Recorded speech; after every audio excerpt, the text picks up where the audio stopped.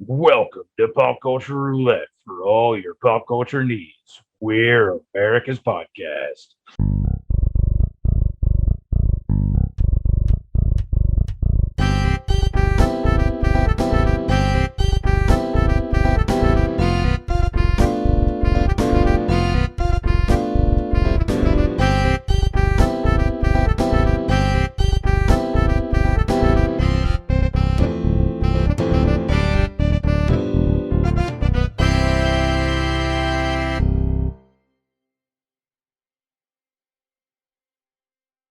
Okay, welcome everybody. It is a special July 4th edition of Pop Culture Roulette. I don't actually know when we're going to record it, but today is actually, not record it, we're recording it now, release it. But I figured what better way to celebrate the 4th of July than interview a British gentleman. Welcome to the podcast, David Dring, one of the co-hosts of the Bullpen Podcast. He was so kind enough to have me on a few months ago, so he's here to join us and enlighten us on a few things that I've asked him about. But we'll just have a little normal pop culture related conversation. So welcome everybody. How's it going, David? Yeah, how's it going? I appreciate the invite. Thanks for and also thanks for lying to everyone by saying I'm a gentleman. I think that's not it's not something I've ever been called in my life, but I do appreciate the acting. It was good. He almost convinced me, actually. Oh, well, I mean, I assume that because you are from England, that the gentleman is just the title that we're supposed to give you. So when you guys hear that we're celebrating July 4th, is there still something like, are you is it still stuck in the craw? Like you guys are like, oh, you got away, or have you guys gotten over it yet? Or oh, those pesky Americans think they're better without us. No, it's I mean, me personally, I'm quite fond of America and fond of Americans just from my time there.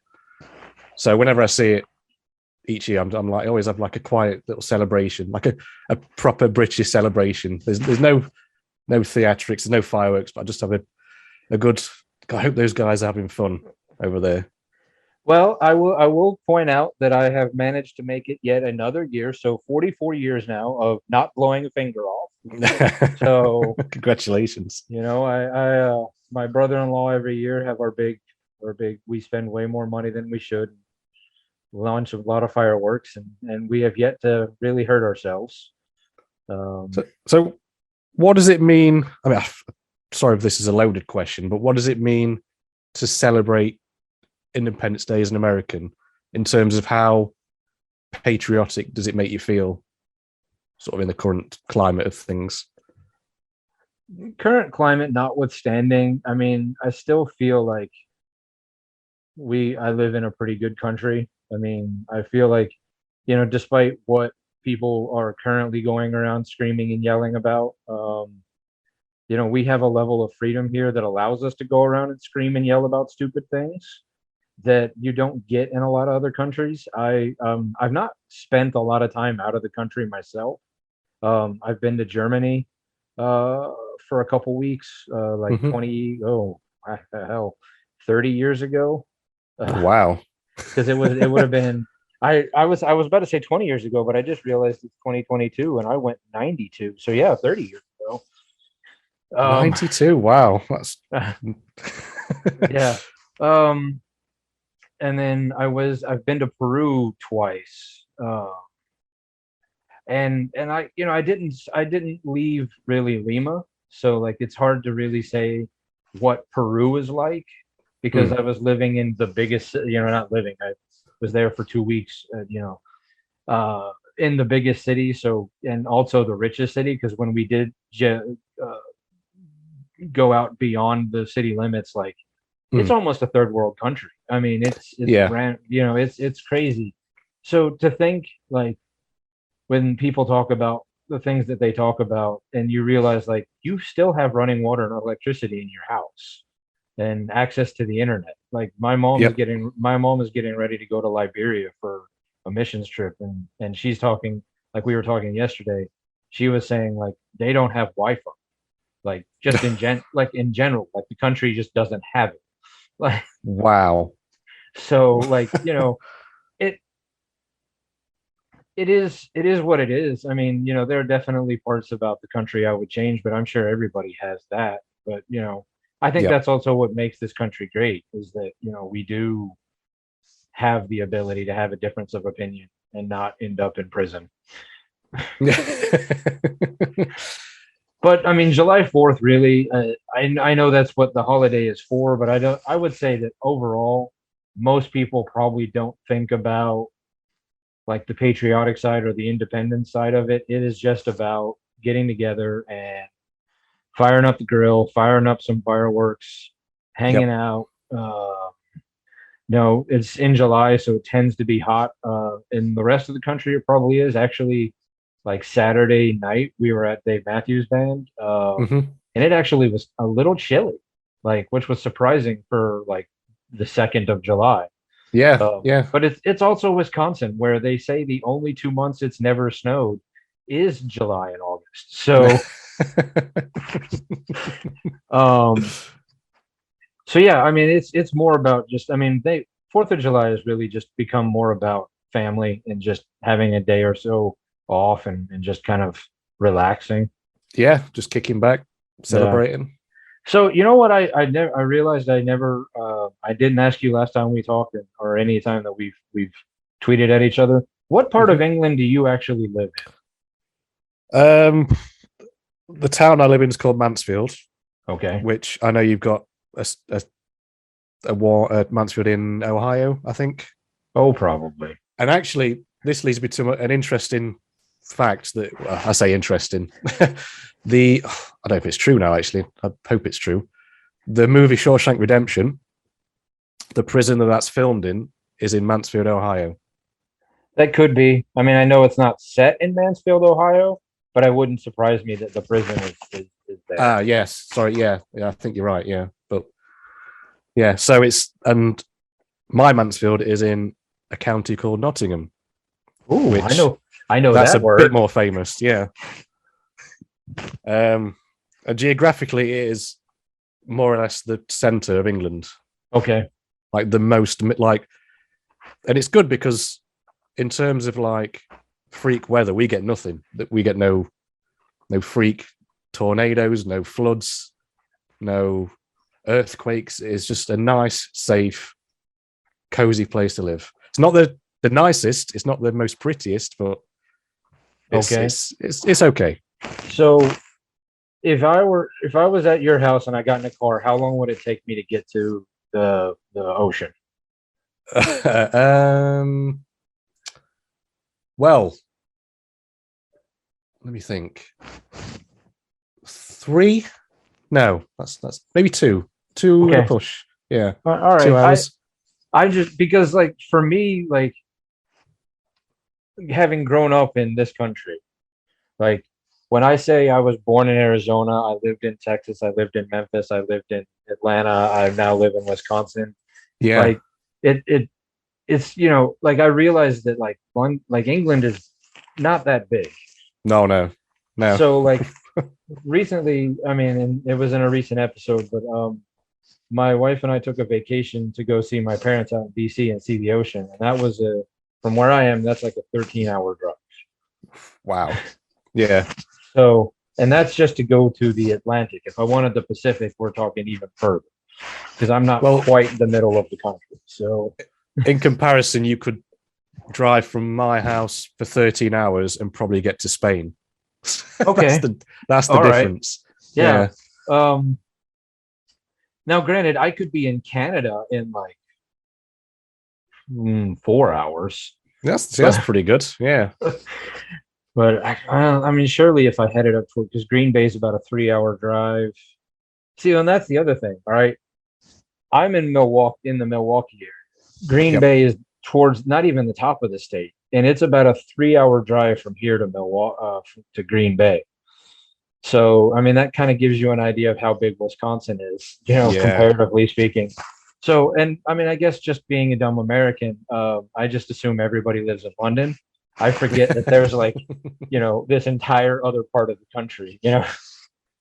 And what's interesting is that, I mean, you could tell me I'm wrong. You probably have an ear for this, but the accents, I mean, there's obvious ones like the Californian accent is wildly different to like a Southern state accent and a New York accent. Yes. But like you could go from London to Birmingham, which is like an hour's drive, and the accent is wildly different. It is insane. Right, and I'm guessing that's because I assume that I mean there are probably accents here, and we can almost differentiate between like certain northern accents or certain southern accents, Yeah. where like like there's obviously some different English accents because when you hear like I'm trying to remember which Beatle it is, John Lennon. When you heard him talk, like that was very different than when you hear like Benedict Cumberbatch talk. Like so Yeah, clearly exactly. there's difference. But I mean I'm sure I have an accent. I'm sure I sound like I have an accent, but in this country I tend to think I don't have one. But that's because I have lived in 9 states. You know? Well, yeah, I suppose. So you've been everywhere, and, Yeah, I mean literally everywhere geographically. Like you filled the so map. so most of my time was spent growing up down south. But so when I come up here, like people tend to think I have a southern accent, but when I go down there, they I either don't have one or they think I have more of a northern accent. So, I see. but I can also tell like when I've been talking to certain friends or when it's later at night, the southern accent kind of comes out a little bit, or just certain words. It can happen. Do you have this thing in America where, so let's say someone goes to college, like the big college, Okay. like they've gone away for a couple of years, and then when they come back, they have this like fake college accent. Yes. But then after a couple of drinks, it slowly slips back into like. Well, I had a friend who I went. Well, she didn't go to the same high school, but we went to high school in the same town. So we went to church together. And then she was dating a good friend of mine, and then the 3 of us ended up moving to Florida independently of one another. Like none of us really talked about it. We just all ended up in the same part of Florida. Yep. And yeah, whenever we hung out with her, I could always tell when she had been talking to her mother. Because like you'd be hanging out with her one day and it would be fine, no accent, then she'd show up the next day and it'd be a super thick southern accent, like you're talking to your mom last night, weren't you? Because the accent just came right back. No, I mean, yeah, I mean, I think that's also like that also happens with, say, I don't know, Madonna. Oh wow. Yeah, that's going to be the biggest example, surely. Like, where is she from? This no way of telling. Well, I mean, I know she got big in New York. I know she's not English, but sure as hell she doesn't talk with an English accent sometimes because she went and moved to England for a while. Yeah, she married Guy Ritchie, didn't she? Tried to ruin his career.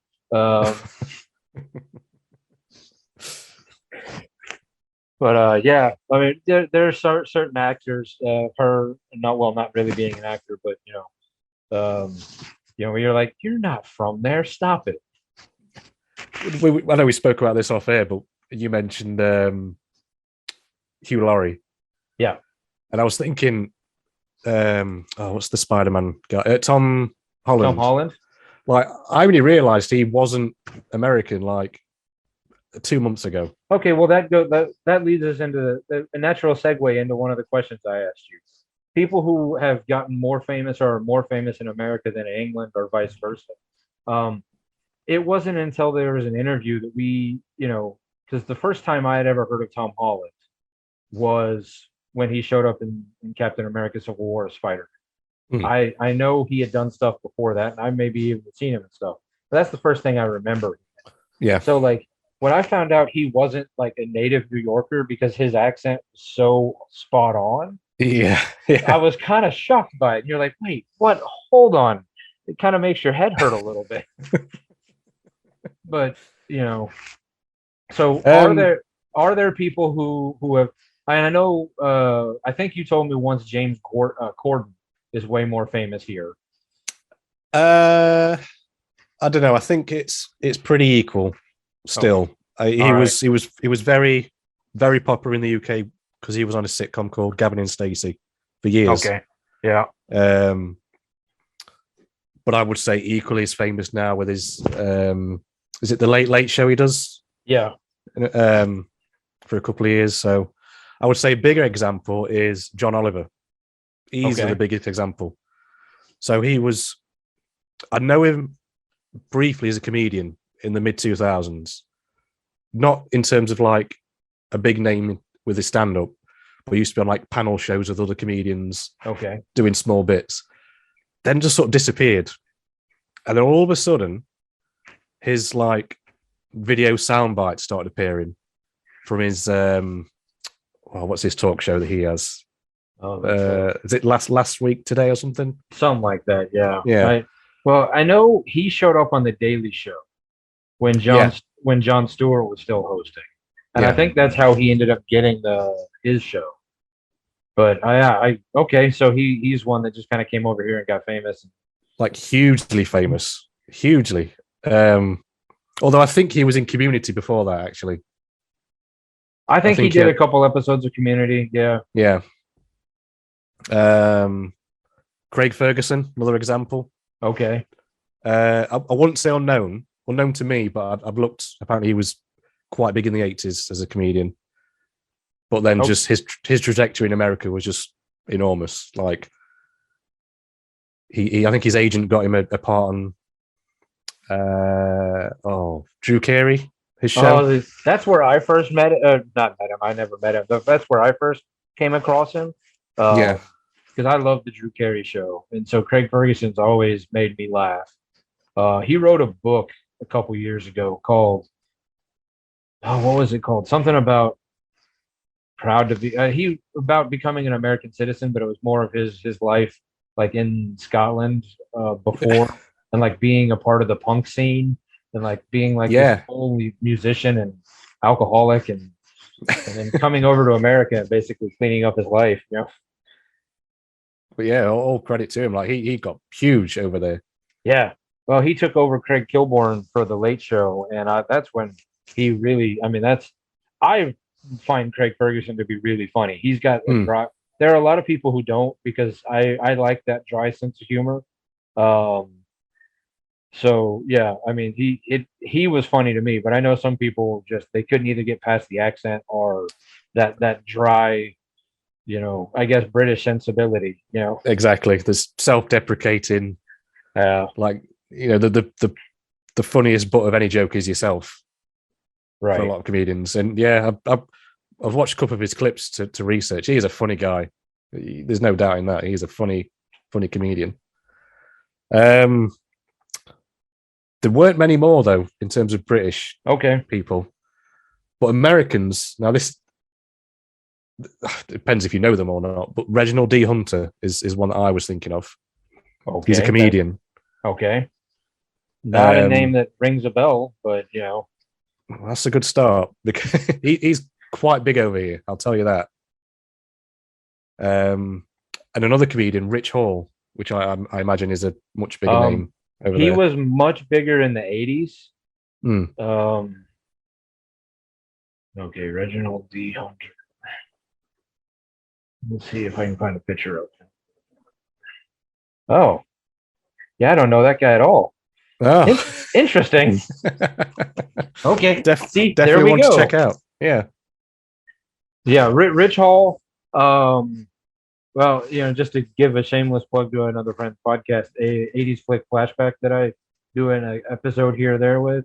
I just did an episode with him on a movie called One Crazy Summer, a John Cusack movie, and Rich Hall had a cameo, barely said like more than 2 words, but like we talked about him on that episode, which is funny because that was just a couple days ago that we recorded that episode. So yeah, no, in the 80s he was huge.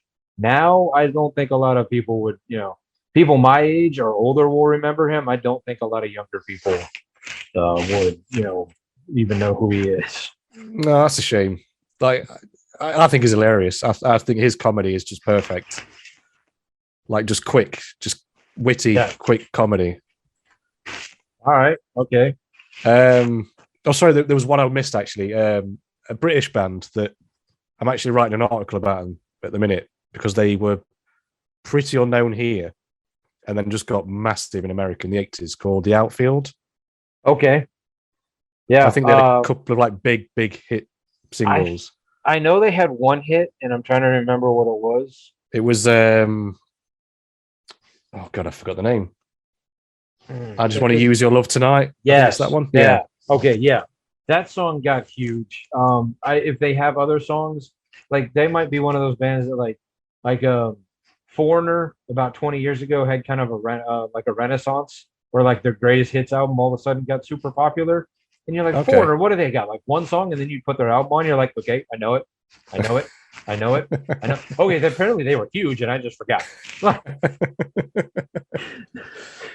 Well, with the Outfield, it was I think the album that song's off, and the next one both got platinum. I'm sure. Okay. And then after a while, they made their way back to the UK, thinking, "Oh, we're huge, let's play a couple of shows." And I think they had to sort of make do with playing like small pubs and clubs because no one had heard of them.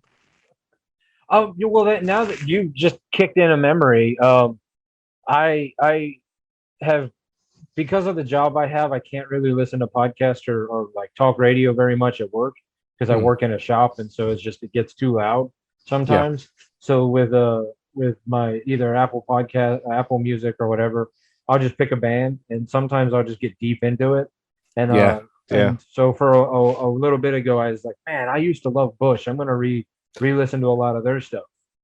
And then I was like, whatever, what's going, because then they were like, they're coming through at some point this summer doing like an alternative rock monsters of whatever. And I'm like, well, it's a little too far away. And I just, but I was like, what happened with them? Because, and then I was reading on Wikipedia, and they were like, yeah, they were huge in the United States, but people in England were like, wait, who?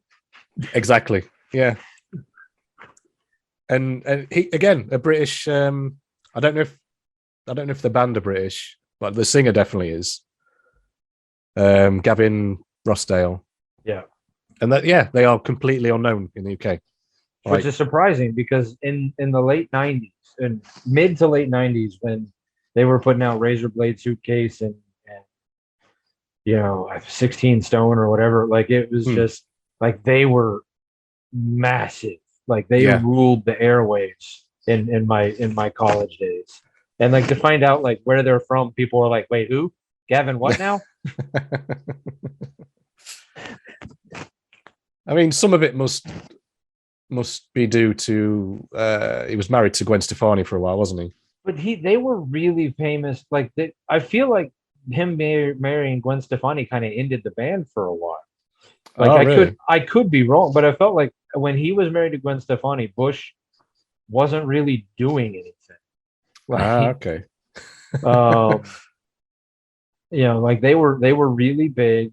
Like both of those bands got big at the same time, and I'm sure they met each other or maybe even toured with each other, and that's where they got together. But no, to find that out, that was kind of like, wait, what? Like how do you have that many hits and that many like gold albums or platinum albums, and like where you're from, people are like, fuck that guy.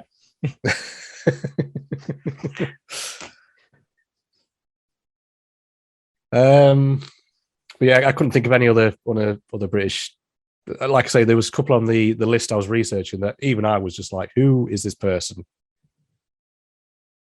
All right.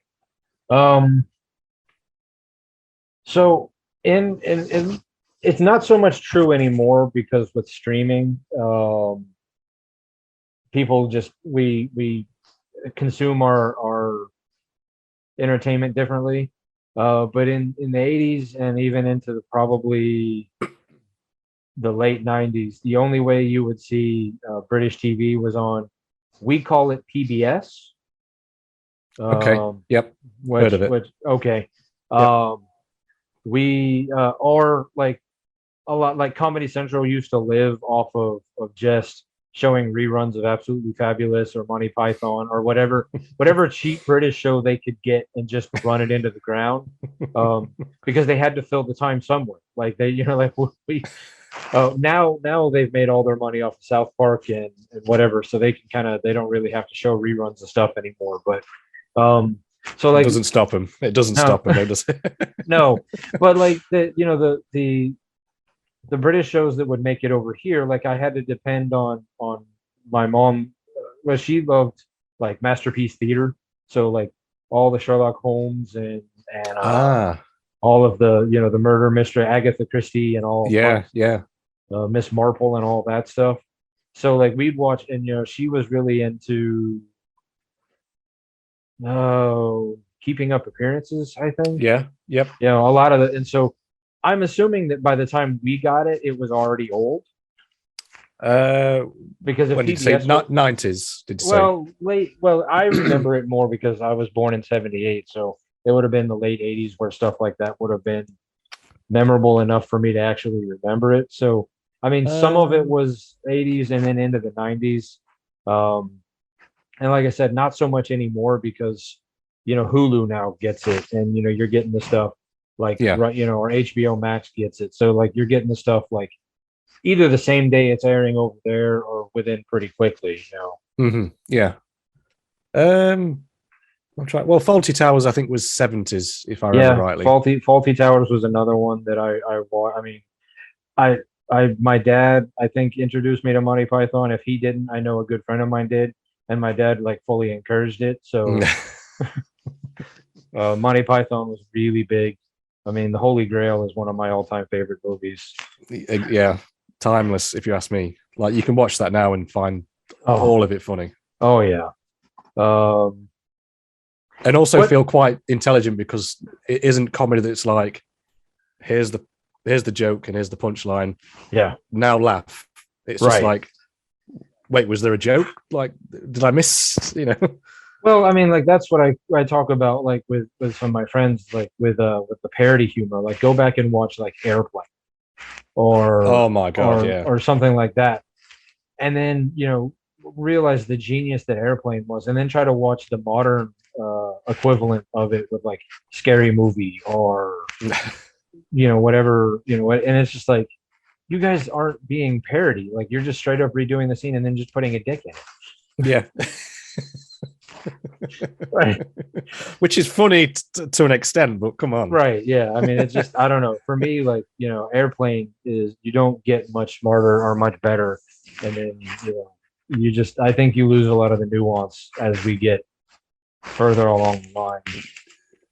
It's like Leslie Nielsen is probably in that movie for like 10 minutes, but it is just an incredible acting. But, like every line that comes out of his mouth is just the funniest line you've ever heard.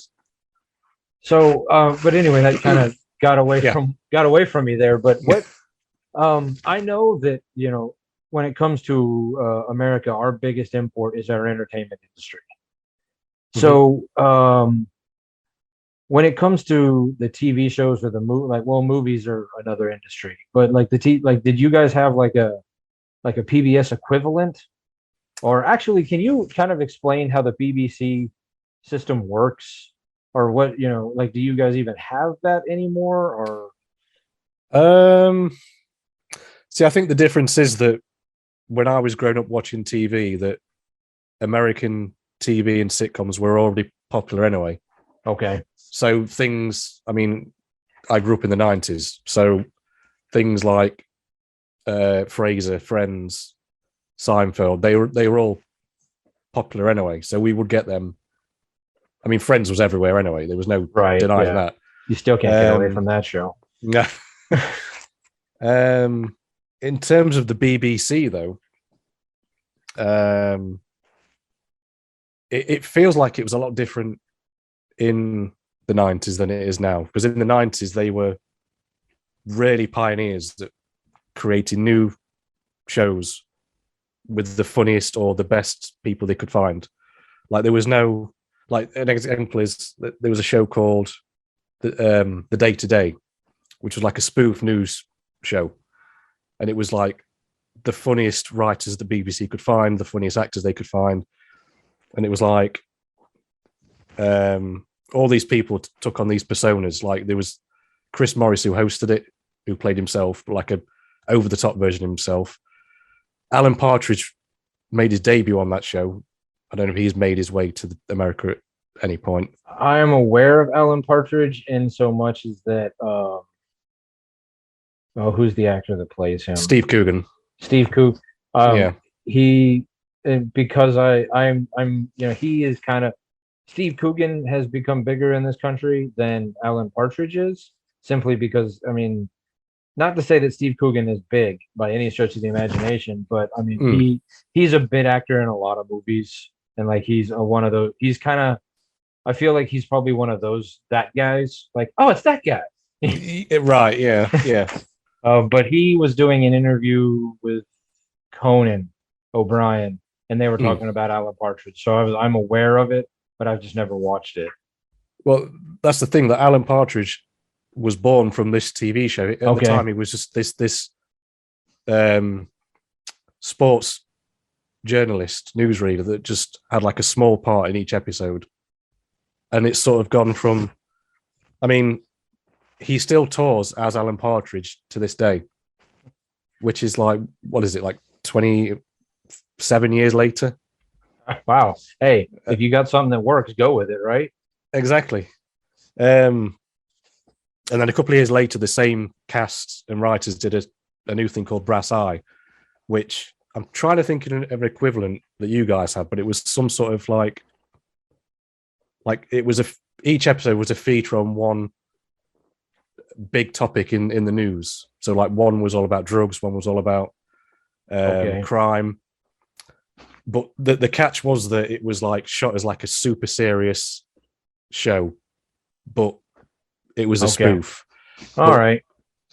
The best part about it was that they would convince real people, politicians, to campaign for this fake thing they've created for the show. So there's one episode where they talk about this drug that's been produced in like Eastern Europe or something, and it's like it's taken over and it's killing people at this like super high rate. And the drug's called cake, and it's this massive yellow pill, like the size of a dinner plate. And so they get this like politician to go on and campaign that, oh, cake's terrible, you shouldn't take cake. And he's holding this like this cardboard like life-size replica of this pill that's like bigger than his head. Deadpan serious expression to tell kids not to take cake, and it's just like just genius. Yeah, because he believes that he's doing the right thing. It sounds like kind of what the Daily Show was doing.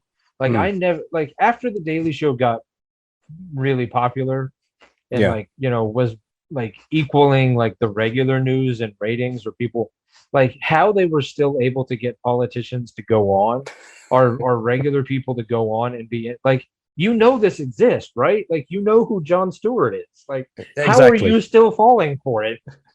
It reminds me of Impractical Jokers. Yes.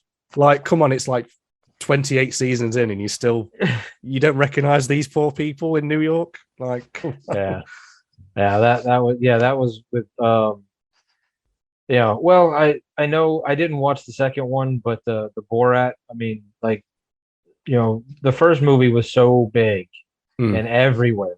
How did you not realize, like, how did you not recognize him for the second one? I mean, I know there was like 15 years in between the two, but still, like, yeah, like Borat's a cultural phenomenon at this point. Everyone knows him.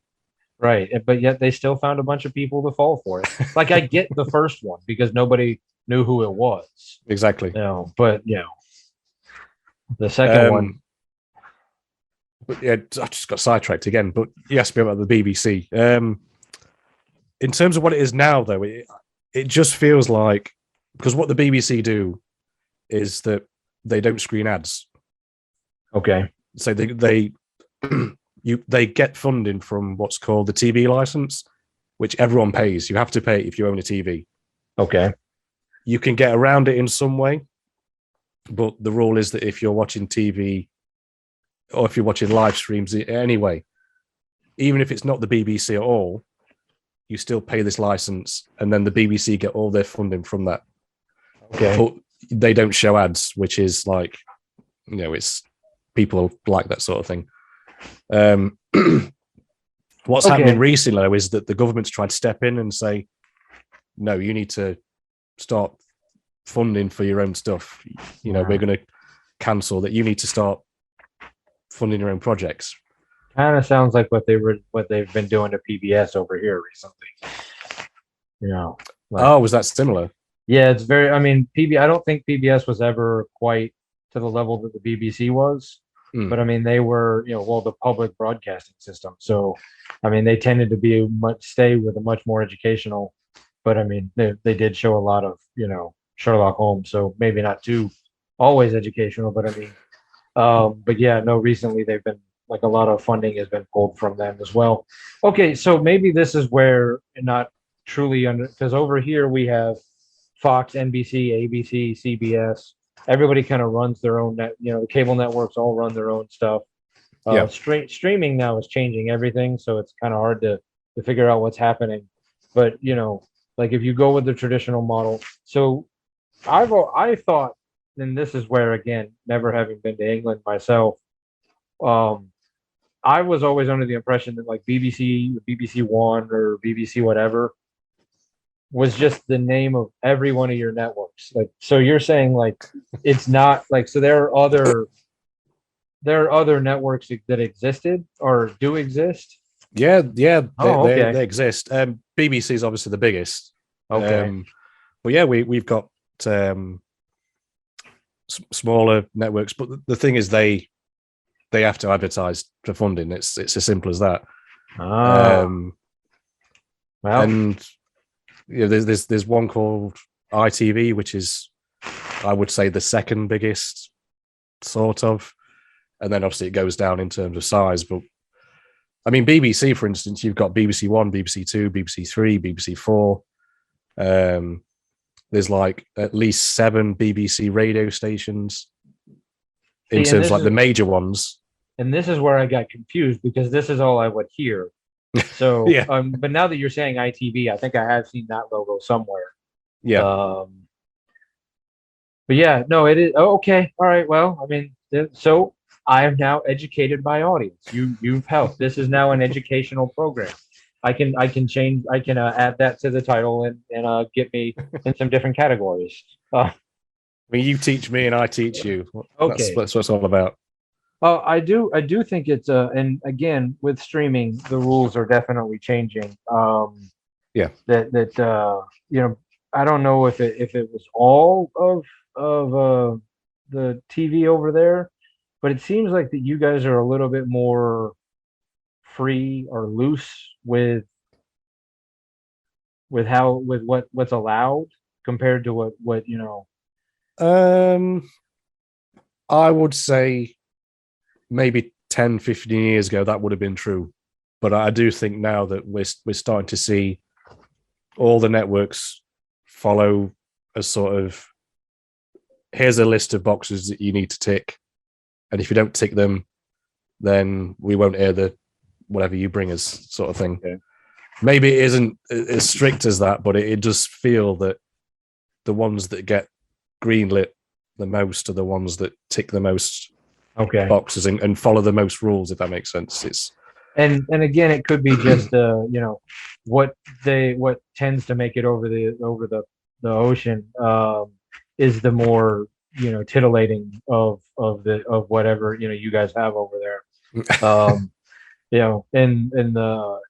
like, I mean, HBO is obviously going out of its way to really just show whatever it feels like showing, which is amazing. So, yeah. I don't know if you were watching The Boys on Amazon or not. It's on my list to watch. Yeah. Okay. Hopefully you're not easily offended or squeamish, because that The Boys is up there on the list of shows that I'm like, I don't know how you got this made. Like, I really like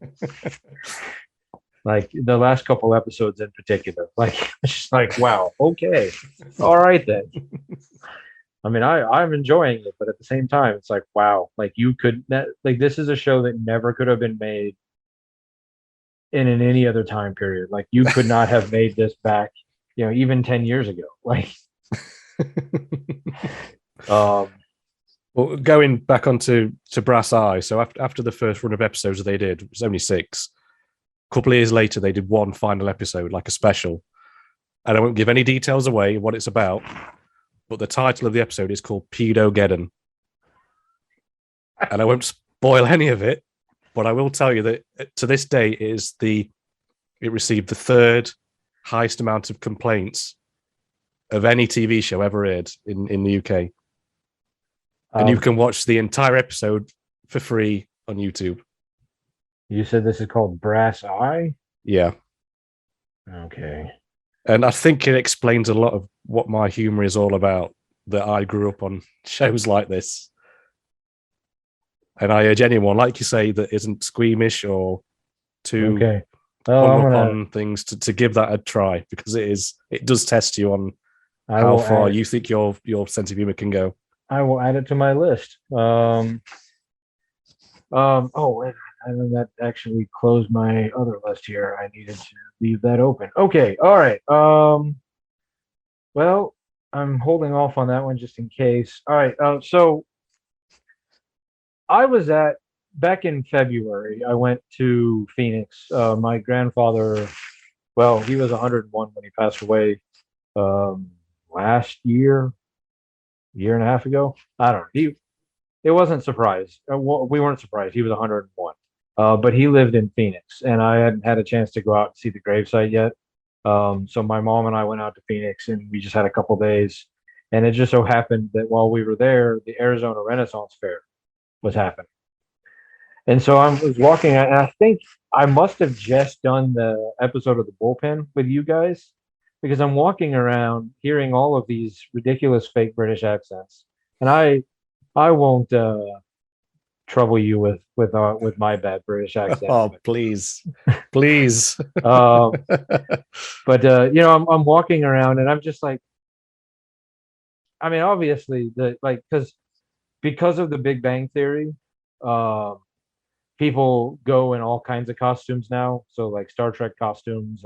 I saw a bunch of people dressed in Doctor Who outfits for some reason. Yeah, there was just a fair amount of just random menagerie of and I got to thinking, none of this happened obviously in Phoenix, in particular.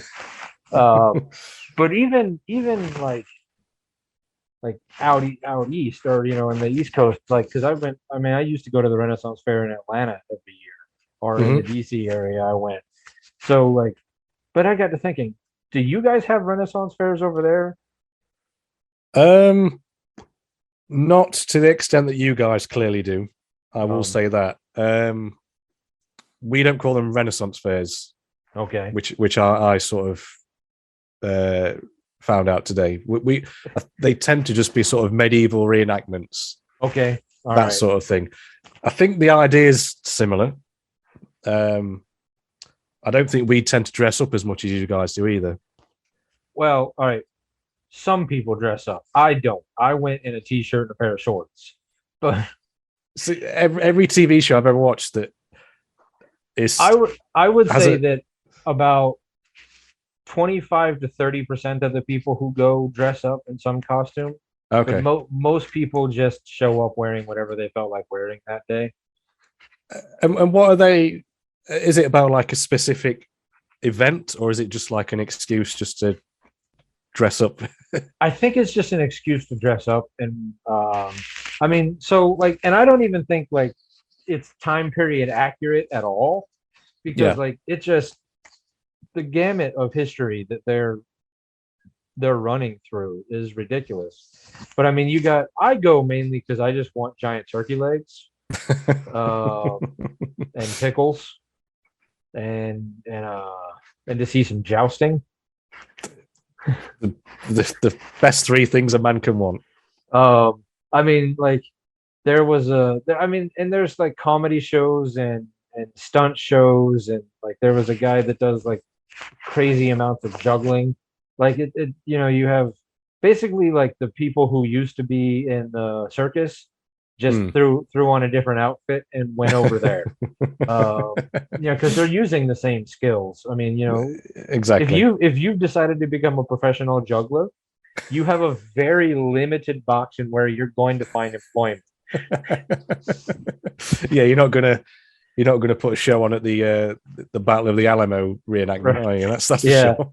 Yeah. So, so I'm guessing you just travel the country doing Renaissance fairs and whatever circus happens to be, hiring for the weekend. But it dawned on me. I was like, this seems to be a uniquely American thing. Like, I was curious about that. Which is insane because when I looked, a lot of the time you do celebrate events of like British history, Yes. which is bizarre because we don't do that.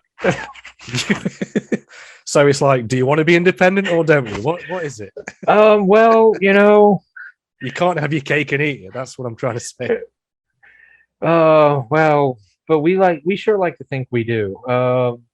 It is a very bizarre mix of weirdness that happens because like we have this and like I said, like maybe when I was a kid, like I was like, ooh, but now as an adult and somebody who has been able to study history a little bit more, I'm like, yeah, okay, so like this thing would have not been happening at the same time that this thing would have Yeah. been happening. But I mean, it's people like a lot of girls like to dress. We'll get to it in a second with Halloween, but I Yeah. think it's just another excuse to throw on a costume and and just go entertain yourself and have fun. I mean, it's a slightly well, depending on how you look at it, it's either a slightly nerdier Comic Con or a slightly less nerdier Comic Con.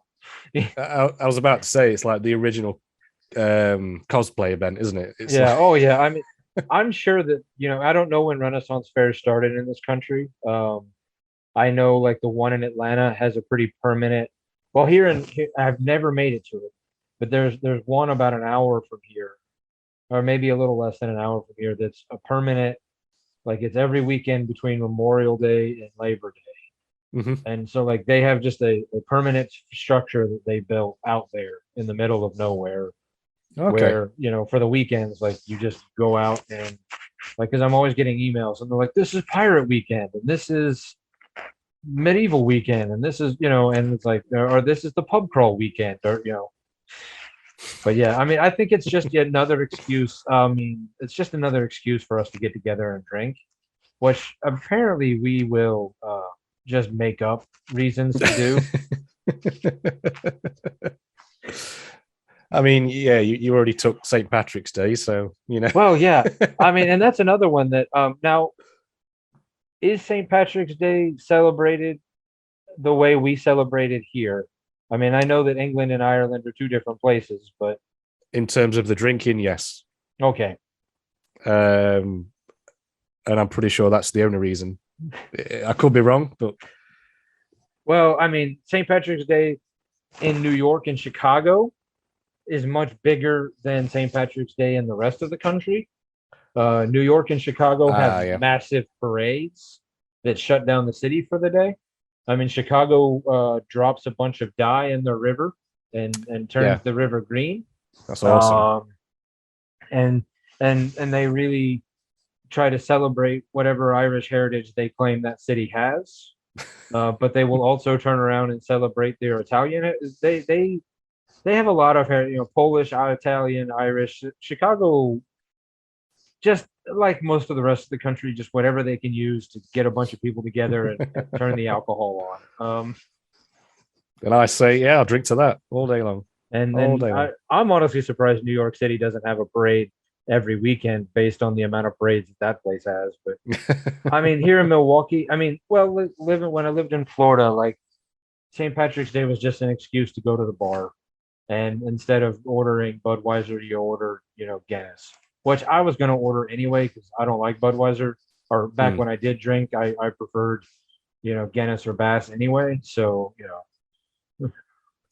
And I mean, over here, we celebrate St. Patrick's Day much more than we celebrate St. George's Day, which is our saint. That's the English saint. And this is the thing, like in in Ireland, St. Patrick's Day is a holiday.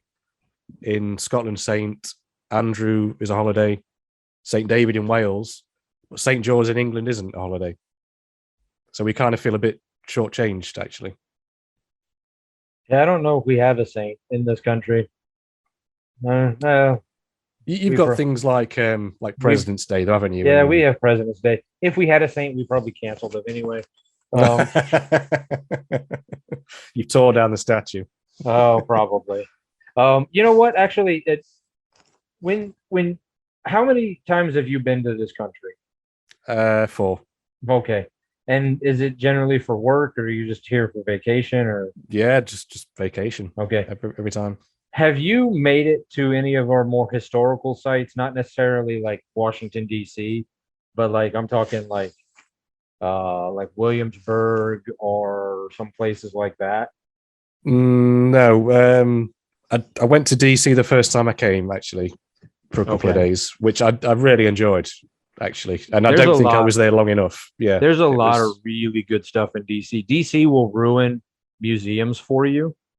Yeah, it did. Because the Smithsonian is so, like, all of them. That you've got the Air and Space and then the Natural History and the American History Museum all right next to each other. They're so big and they're so packed and they're so clean and they're free. Which is the best thing about them. Yeah. And how it should be. And it's one of the better zoos in the country, the Smithsonian Zoo. Nice. And it's I mean, they're so nice. And then you're like the Milwaukee Public Museum. It's a nice museum, but it's like $30 to get in, and it's not as big. I mean, it's still clean, but it's like, I'm good. You've been spoiled forever. I was, and you know, my parents moving to the DC area when I was in college, really, like, I'd go up there every summer. So like, I'd be like, what am I going to do today? I'll go to the Air and Space Museum, and just rather than like feel like because you lived there, you're like, I could spend all day just in this one museum and just come back tomorrow and do the other one. Like, I don't have to, I'm not, it's not like I'm not coming back. Like, I live right down the street. I can come when, so you could just spend all day there. But I just went to Colonial Williamsburg. Okay. Where it's at some point in the early 1900s, Rockefeller started buying all the land back up and renovating it back to what it used, what their best idea of what it used to look like.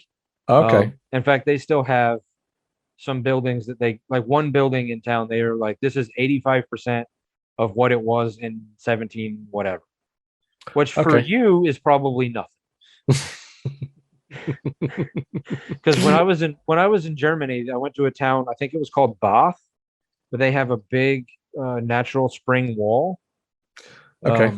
So like they had one, and one was really green and one wasn't very green. And we were like, well, why is that? And they're like, oh, well, the other one burned down. That's the new one. Oh, when was that built? They're like, oh, like 1350. Wait, how is that the new one? That's older than my country. Like, when do you stop calling it the new one? Germany is a freakish country for history. It is insane how, yeah. Like, I went to there's a city in Germany called Cologne, which in the center of the city is this massive cathedral, like this huge beast of a thing that stands in the center. And the history is that when us and Germany were at war, bombing each other's country, we blew that city to smithereens, and the only thing that stood standing was that cathedral that was built, like you're saying, like nearly 1,000 years or whatever. It was like just this historical landmark. Eddie Izzard, I don't. Yep. He had a whole bit about like touring Miami, and he was like, this is so old. It was built in 1945. And he's like, what? How is that old? Like, oh, in Europe we've all got castles. Right? Yeah. My whole planting a flag, This is our country now. But yeah, so that's all. But I was thinking about you and Jamie when I was in Williamsburg, because I was like, it would be curious to be here with somebody from England to hear Hmm. them be like, yeah, this is what happened. And you guys are like, what? Hold on now. Well, weirdly, I've got more. I'm more keen to research American history than I am with UK history. I do find it more fascinating for some reason. But I mean, because obviously there's two sides to every story. So Of course. part of me wants to get like a British history book or a British history, like, elementary, high school history textbook to see how you guys write up your version of what happened in the with the Revolutionary War. Um, or for that matter, what we call it the Revolutionary War. What do you guys call it? Ooh, not sure which one was that one. That the one where we broke off, like the one where we were like, we're our own country now. That's a good question. Actually, I don't think we have a name for it because it was just so insignificant. So okay, bye I bye. mean, we have entire towns built to like celebrate it. I mean, if you go to Boston, like they Freedom Trail, like they're still Oh, of obsessed on it. course. But yeah, but okay. Well, let's switch gears entirely here then. Because I have no good way of going from Renaissance fairs and what we call wars. All right, I know the NFL goes over to London every year. Yeah. Is that I've always assumed that it was more of an expat thing. Like that was like the people who live in England and work there, or just they moved there for whatever reason. They're like, even though I don't like these football teams, it's American football. I'm gonna go see it and that's why the stadium was filled up. But I'm coming to realize that because they keep adding games, Hmm. and I think you guys said something in one of your last episodes. Is NFL football, American football, is that becoming a bigger thing in your country? I would say so. Yeah. I mean, you look at the crowds that go, and it will always sell out. Every time there's a game, it will sell out 100%. That crowd will be full. And I think it comes down to, I mean, more and more people are following the sport because more and more people can follow the sport because it's easily accessible now. Um, and it appeals to curious sports fans that for the first time ever have this chance to go to a game in their country. And even better if it's your team that you've adopted, Yeah. because it's a win-win. Then you get to see your team play. And I would say that having it in London, people from London are more susceptible to new things, new ideas, and having this gigantic spectacle in their city, it's like, well, let's go, let's check it out. And I think the reception's been positive. I think it's been good. I mean, if you're an NFL fan as well, it's perfect. Yeah. Well, I know Yeah. that this is the first year that the Packers are coming to England. Okay.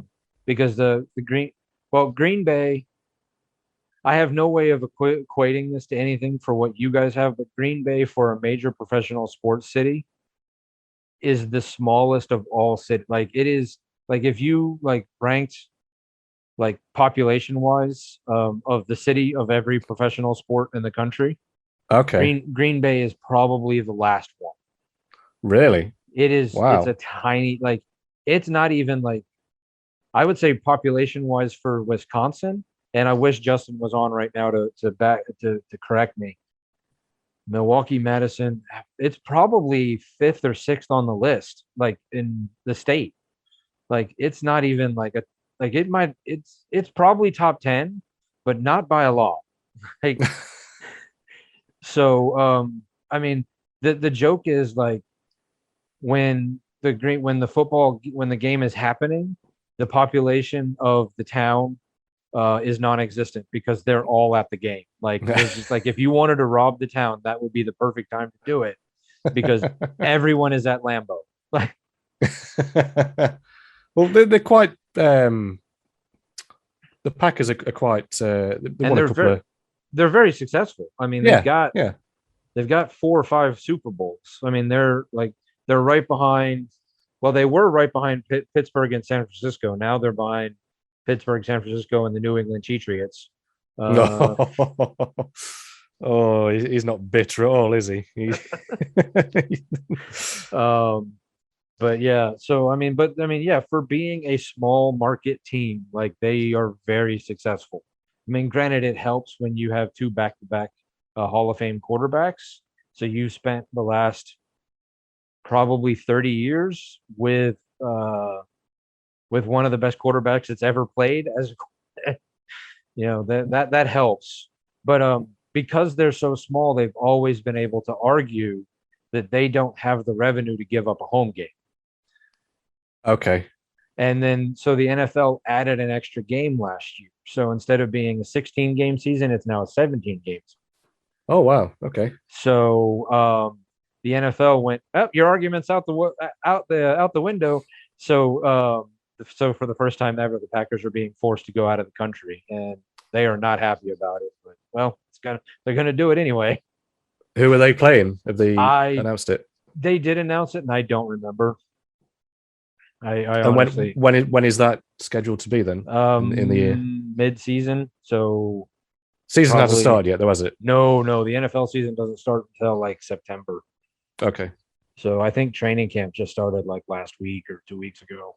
Oh well, yeah. I think when Super Bowl's February, isn't it? Yeah, Super Bowl is it used to be the first week of February, but because of the extra week, it's now I think the second week of February. Yeah. Which made a lot of people mad because it was like the day before Valentine's Day last year. Of course, yeah. Yeah, so a lot of people were a little well, about 50% of the population was pretty mad about it.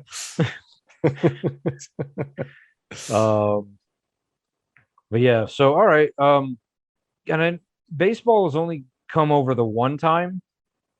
That's correct, yeah.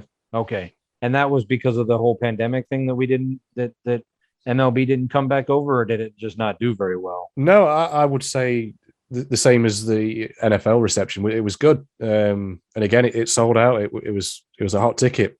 The tickets were expensive, though. If I remember, it was wildly expensive. Although I could see it being harder to do baseball because of the travel. Well, not only that, it was. If I remember, it was so they held it at a football stadium and sort of repurposed it as a baseball stadium in terms of the field, the size of the field and the shape of the field. But the dimensions weren't quite right. Okay. And so it meant that literally every third hit was a home run because the distance was shorter. Well, I would say it's probably only been in the last 20 years, maybe 25 years, that dual purpose stadiums in this country have gone away. Oh yeah, okay. Because like the Braves and the Falcons used to play in the same stadium. Yep. But then when the Olympics came through in the 90s, they built a stadium for the Braves. And they maybe even did it before then. But I mean, it's only been in the last few decades that they've started. I think Oakland was like the last one that stopped using a multi-purpose, location. They kind of figured out like, one, we're making enough money, and two, like, this is hard. Like, it's a nightmare. I mean, we get stadiums that use rugby and football at the same, sometimes the same week, and it's just you can tell like that pitch is a disgrace. You can't play a game, two different sports on the same pitch in a week. Yeah, but I'm guessing at least rugby and well, I mean, I will call it football, but soccer. Sorry. Yeah, my bad. At least they're playing on a somewhat similar dimension field. I mean, more it's in the case of like the effects it has on the field, like a full rugby game. I mean, I'm guessing rugby is a lot more hard on the field with the scrums and But I mean, baseball, like it's a completely different, like baseball's got the diamond and then the shape to the outfield, where football is just American football. Yeah, I mean, American football and soccer. Like I think MLS shares some stadiums with football still here, because that's an easier transition. Yeah. that in MLS just hasn't hit the popularity that the NFL has, obviously. But It seems like it's doing its thing though. MLS the last couple of years, yeah. it's found its niche and it's doing okay. I mean, I don't know if it's ever going to quite hit the level of I mean, and I say that, but who knows? I mean, 20 years ago, I would have told you that MLS would work, and now it seems to be doing all right. So I think with every passing World Cup, more and more attention is on soccer in your country because the US team tends to qualify, and the US women's team it seemed to win. The women's team has done a lot to bring attention to soccer in this country. I mean, winning almost every World Cup has helped. Yeah.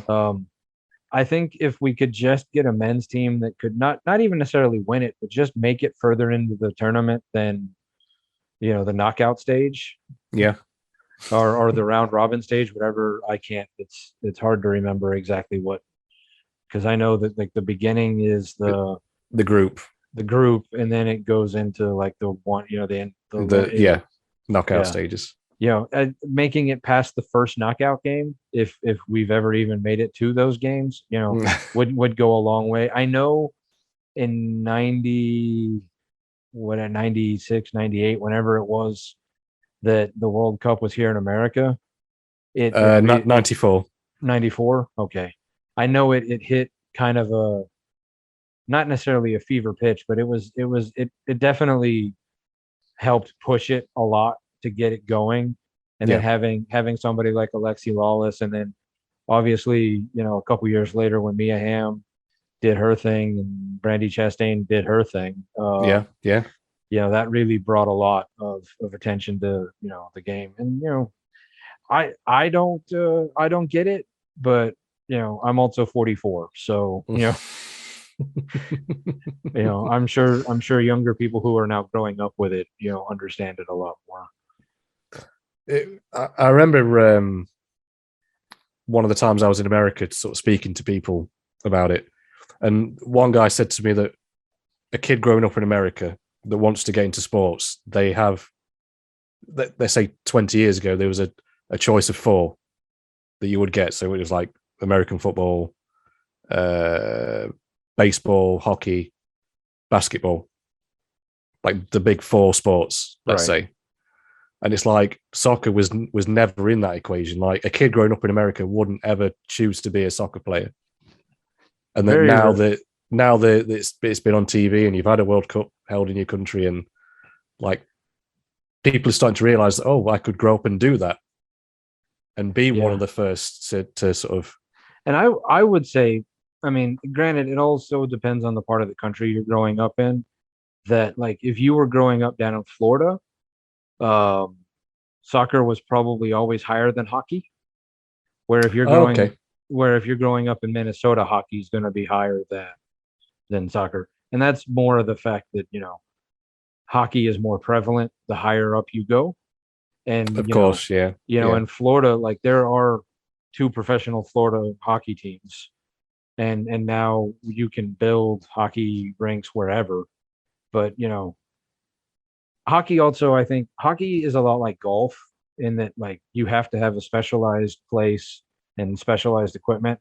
Soccer is you don't even really need a net. You can just put some, couple things on the ground and say, just kick it in between here. I think that's why soccer is as popular as it is, or basketball is as popular as it is, because it doesn't take a lot of specialized equipment or really as a kid, a lot of skill. Like baseball takes a lot of skill. Yeah. Football at a higher level takes a lot of skill, but football just playing around in the yard, tag or whatever is, so I think that's why baseball has kind of waned in popularity a little bit in this country, is that, just to hit 100-mile-an-hour fastball, it's the hardest thing to do in any professional sport. Like, like anybody can kick a football. Now, kicking it successfully is one thing, but hitting 100-mile-an-hour fastball, I mean, can I hit a golf? I could go out and hit a golf ball right now and probably drive it a good distance, not in a straight line. And I wouldn't. You could still hit it. but I could still hit it. I could go Yeah. play. I could go play around a golf with some people. I'd be scoring in the hundreds when they're scoring in, the 80s or 90s. But it put me in a Major League Baseball game, and I'm just, I'm gonna pee my pants because I'm seeing 100-mile-an-hour fastball in real life. I can run around. Well, I say I could run around. I could jog around a little bit and play some soccer, but so I definitely see. But obviously, that's just pick up games in your yard. I mean, to play level on the level, like for me, I've always said it, even though I don't really like football. Um, I feel like the soccer players, the football players, that version of Mhm. football Yep. have to be probably the best athletes of anybody because you have to run for 90 straight minutes. Yeah, I I mean, suppose. you get a couple seconds of a breather here or there, but I mean, there's not like baseball. There's a lot of standing around. Football. There's a couple minutes of standing around. Like there's just with soccer, like it's just constantly you're running back and forth. Like so, I feel like they're athletes wise, they're probably the most in shape or toned athlete. You don't see a lot of bigger guys in soccer. No, no, that's true. That's a good assessment. Although I will say to argue that in NFL, like you are taking a beating Yeah. every 5-10 minutes by guys as big as you, like guys as big as trucks coming at you, and they are quick. That's Yes. that's. They are, and it's seeing it on TV and seeing it in person are two entirely different things. And then understanding that guys that are my size, like I'm 6'1", and I weigh way too much, but I've lost close to 50 pounds recently. So, Nice, um, nice. but guys that are as big, if not bigger than me, who can run like, 4.40s. And it's like, I'm not even sure I could get off the line in 4.4. And these guys are 6'4", 300. They're running 100-yard dashes that would qualify them for the Olympics. Exactly. Yeah. And they're doing it in pads at each other. Yeah. Which again, like this argument that they wear helmets and pads. It's like, yeah, they have to, or they would die. Yeah. Like they didn't wear them, and people died, so now they wear them. Well, It's simple as that. somebody said that it was that being tackled is basically the equivalent of getting in a car crash at like 25 or 35 miles an hour, like 70 times a game. Like, who tested that? That's a painful examination. Well, I'm sure they hooked some shock sensors up to the football players, went out there, let them play, and then just went, okay, well that's what. Yeah, but I mean, the level of which those guys hit each other, you're right. I mean, it's insane. They did just get Jeff the intern just to get in his car and drive at a wall 70 times. Well, how are you feeling, Jeff? That's how I test all my equipment. I get Jeff the intern to. Customer said this is what happens. Go. I'll stay over here. You go test it. Jeff's just in a full plastic cast, just like, do not get paid enough for this. It's like, stop complaining, Jeff. Get behind the wheel. You're the intern. You don't get paid at all. Shut up. All right. Well,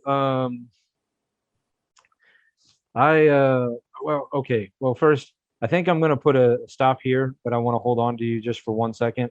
Yeah, so, okay. Because I want to do the next part on a separate part of the recording, just so we have it for later. Yeah. All right. So, I guess. Well, I don't have a good way of ending it. I never do. So I'll just say, stupid never walks alone.